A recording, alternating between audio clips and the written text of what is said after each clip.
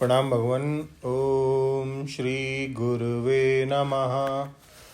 ओम अखंडमंडलाकारं व्याप्तं येन चराचरं तत्पदं दर्शितं येन तस्मै श्री गुरुवे नमः। ओम शांति शांति शांति। ओम ब्रह्म ज्ञान और उसकी साधना द्वारा स्वामी अखंडानंद सरस्वती जी महाराज द्वारा भगवान और स्वामी जी सर्वतः पाणिपादम तत् सर्वतो अक्षी शिरोमुखम की व्याख्या कर रहे थे। स्वामी जी बताते हैं कि इसके बारे में एक दो बात आपको और सुनाते हैं। अब स्वामी जी कहते हैं कि हमारे वैदिक दर्शन को छोड़कर और कोई ऐसा अवैदिक दर्शन नहीं है जो जगत का उपादान कारण परमात्मा को मानता हो। उपादान कारण माने मैटर। जिस मसाले से घड़ा बना है वह मृतिका का है। मृतिका मर्तिक, मैटर वह मैटर है। बहुत से तो ऐसे हैं जो कहते हैं जगत को बनाने वाला कोई परमात्मा है। बहुत से तो ऐसे हैं जो कहते हैं कि जगत को बनाने वाला कोई परमात्मा है ही नहीं। निमित्त कारण भी परमात्मा को नहीं मानते हैं। जैसे चारवाक, वे चार भूतों को उपादान कारण तो मानते हैं लेकिन बनाने वाला कोई कुम्हार नहीं मानते हैं। जैन सृष्टि को अनादि और नित्य मानते हैं। इसमें बनाने वाले की कोई जरूरत नहीं है। इसी से आत्मा अपने आप को शुद्ध करके इससे अलग हो जाता है, उज्ज्वल हो जाता है, आलोक काश नौक पर पहुंच जाता है।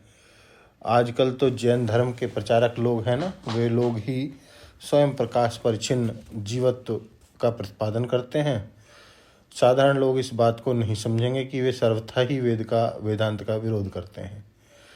जब वे लोग कहते हैं कि आत्मा विषयों का प्रकाशक है, इंद्रियों का प्रकाशक है, विषयों से इंद्रियों से न्यारा है, मन से भी न्यारा है, पुद्गल से भी न्यारा है, बुद्धि से भी न्यारा है, उज्ज्वल चमचम और स्वतंत्र है, तब आप यह बात बिल्कुल समझ लेना कि उनके आत्मा के स्वतंत्र होने का मतलब है कि आत्मा ईश्वर रहित है। उनके यहाँ ईश्वर नाम की कोई चीज़ नहीं है। जगत का ना निमित्त कारण ईश्वर है, ना उपादान कारण ईश्वर है, लेकिन आत्मा स्वतंत्र है, यह बात बोलते हैं। और जब वे कहते हैं कि स्वयं प्रकाश और दृष्टा है, तो परिच्छिन्न स्वयं प्रकाश और परिच्छिन्न दृष्टा है यह कहते हैं, क्योंकि प्रत्येक आत्मा अपने को शुद्ध करके स्वतंत्र और स्वयं प्रकाश उज्ज्वल रूप में अवस्थित होता है।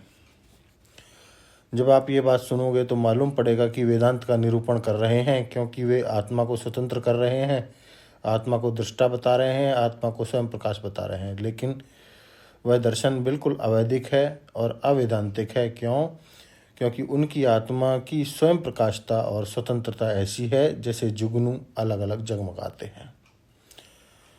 बौद्ध दर्शन में तो आत्मा का उच्छेद ही मानते हैं। वे कहते हैं कि वह आत्मा जो जुगनू की तरह स्वयं प्रकाश और स्वतंत्र मालूम पड़ता है, वह भी असल में अंतःकरण के संबंध से ही वैसा मालूम पड़ता है।